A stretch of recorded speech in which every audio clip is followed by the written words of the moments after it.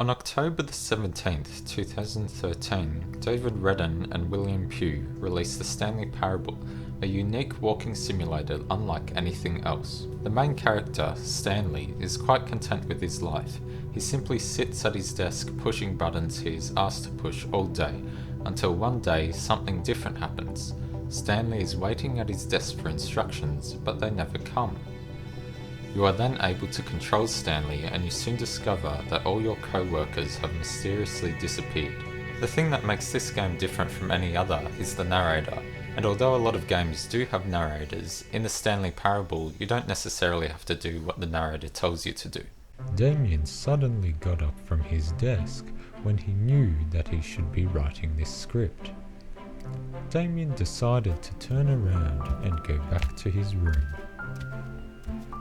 Instead of listening to the narrator, Damien walked outside, and although he knew perfectly well that he should have headed back to his room, maybe he just needed some time to look at the rain.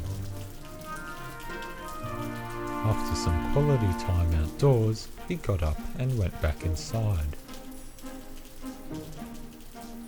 Oh, come on, is he even listening to me? So why did I rescore the music to the Stanley Parable? Well, one of the main reasons is that I'm studying music composition at university, and we got to write a composition on anything, so I decided to rescore the Stanley Parable because it's one of my favourite games. And I've actually never written music to a video game before, so I thought it'd be a fun exercise to try, and it'd be a good challenge to do as well. So how did I actually do this? Before I even started writing anything, I had to choose what part of the game that I would score. I decided to just do what the narrator told me and complete the game normally, and although this kind of defeats the purpose of scoring the Stanley Parable, I did not want to write 19 different pieces for the 19 different endings in the game. I chose 3 instruments to write for, which were 2 violins and a synthesizer, or synthesizer if that makes you happier. Now, to be totally honest, I had pretty much no idea what I was doing, so I felt pretty overwhelmed to start writing. And this is where I made my first mistake. I just started writing music without any plan at all, and sometimes this is a good thing, but not when you're trying to write music to a video game. The music that I wrote for the first part of the game was way too dramatic and overkill, making itself the center of attention rather than just supporting the video.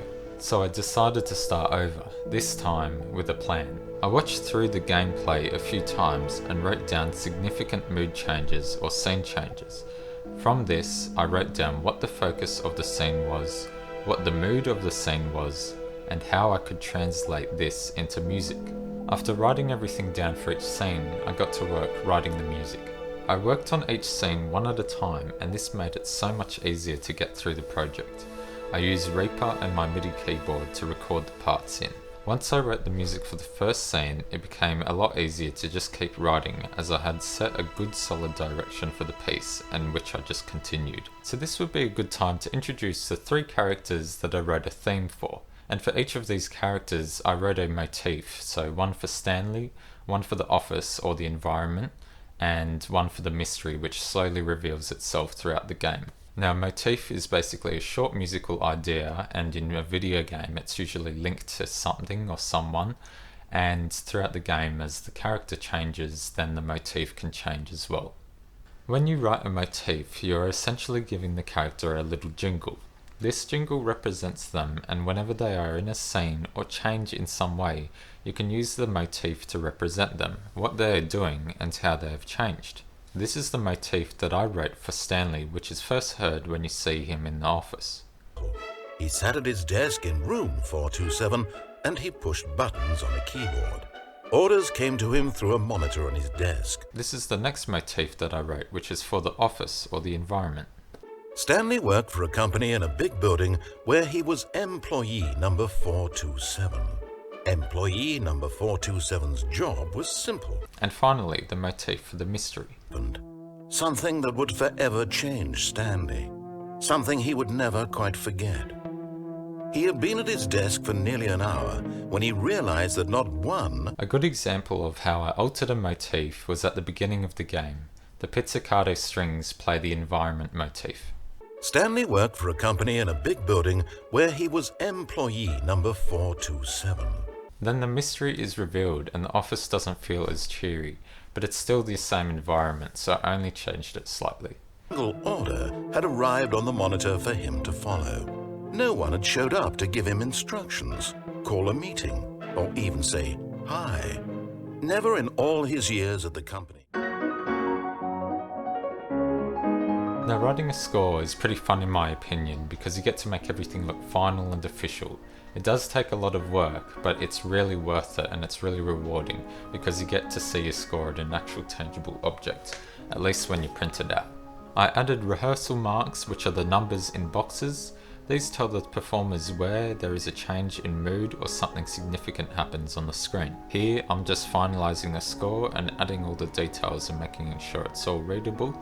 Making sure everything in the score looks good is just like proofreading an essay before you hand it in. You're already over the essay and you just want to get it off your mind, but you know that you better proofread it just in case you wrote your instead of your.